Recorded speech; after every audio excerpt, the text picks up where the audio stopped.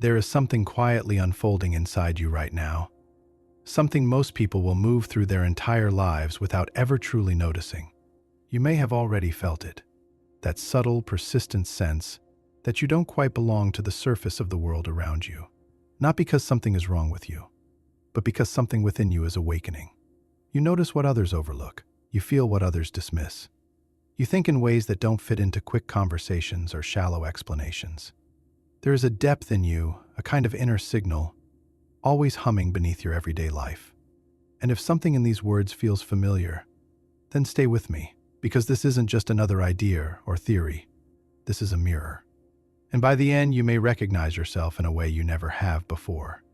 The kind of understanding that Carl Jung spent his life trying to put into words. He believes something most people never consider, that human consciousness is not the same for everyone. It's layered.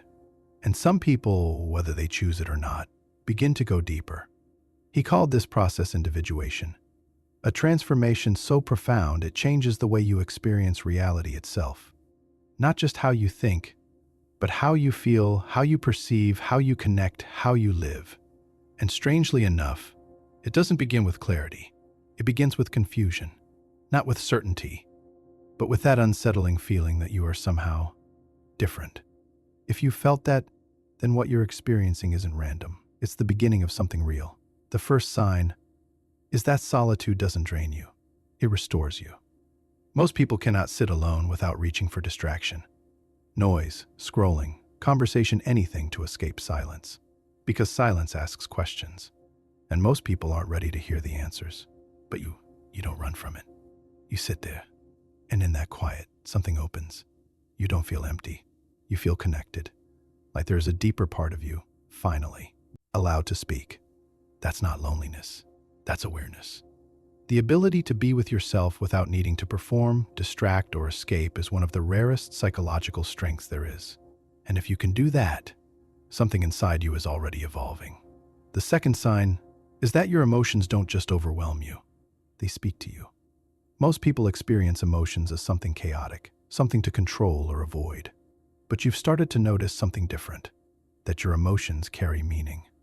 When you feel sadness, you don't just feel pain, you feel what matters. When anger rises, you don't just react, you question it. What boundary was crossed? What truth is trying to surface? You listen. You interpret. You learn. This is not weakness. This is emotional intelligence at a level most people never reach. Because instead of suppressing what you feel, you're beginning to understand it. The third sign is something that may have caused you pain for years. You feel everything, not just your own emotions, but the energy around you. You walk into a room and before anyone speaks, you already know the atmosphere. You sense tension behind smiles. You notice when something feels off, even when everything looks fine. And for a long time, you probably thought this was a flaw, that you were too sensitive. Too intense. Too much. But here's the truth, they're not too sensitive. You're perceptive. Your mind and nervous system are simply picking up signals others ignore. And yes, that can be overwhelming. But it can also become one of your greatest strengths if you learn how to balance it with boundaries. Because feeling deeply is not the problem. Not knowing how to hold it is. The fourth sign is your inability to stay in anything that feels false. You've tried. You've stayed in situations that looked fine on the outside. Jobs, relationships, conversations. But something inside you always knew. Something didn't feel right. And eventually, you had to walk away. Even when it didn't make sense to others. Even when it cost you stability. Even when people misunderstood you. Because for you, falseness doesn't feel like discomfort. It feels like suffocation. And that's because you've already tasted authenticity. Once you've felt something real, you can't go back to pretending. The fifth sign is your strange relationship with time, not in the practical sense, but in how you experience it. You don't rush through moments. You live inside them. While others move on quickly, you stay. You reflect.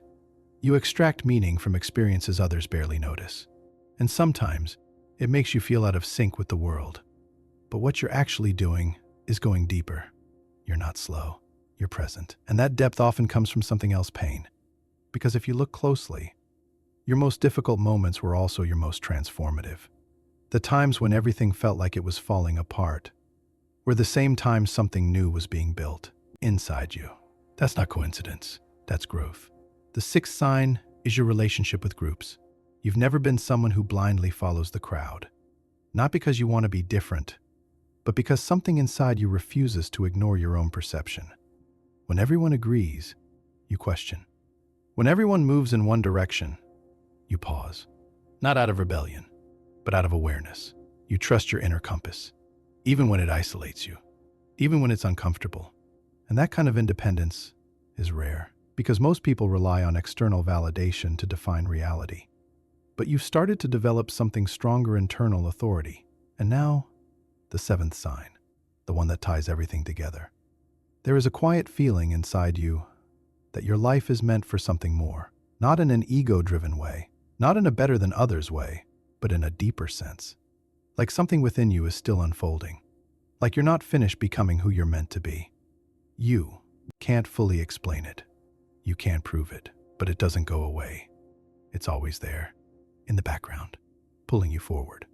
And sometimes, it shows up as restlessness, as dissatisfaction, as the feeling that something is missing even when everything seems fine. That is not a problem.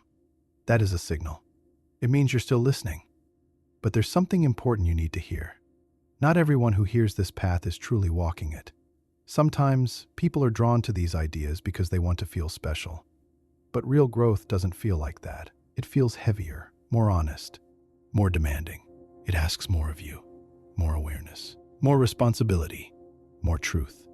So ask yourself honestly, do you recognize these things in yourself? Or do you just want them to be true? Because if they're real, you didn't feel excitement reading this. You felt recognition, a quiet yes. Like something you always knew finally had words. You've been through things. You've felt deeply. You've questioned everything. And even when it would have been easier to stop, to settle, to numb yourself like everyone else, you didn't. You kept going. And that matters more than you realize. Because becoming who you truly are is not easy, but it's the only thing that ever feels real. There's one last thing. One of the hardest parts of this path is the gap between what you see and what others understand. You notice things early. You feel things deeply. You understand things before they're spoken. And often, you're told you're wrong, that you're overthinking, overreacting, imagining things. But that gap is part of the process. And eventually, it changes. Not because the world suddenly understands you, but because you stop needing it to. You begin to trust yourself, quietly, fully, without needing validation. And that is real freedom. So if you've made it this far and something inside you feels seen, then understand this: you are not lost. You are not behind.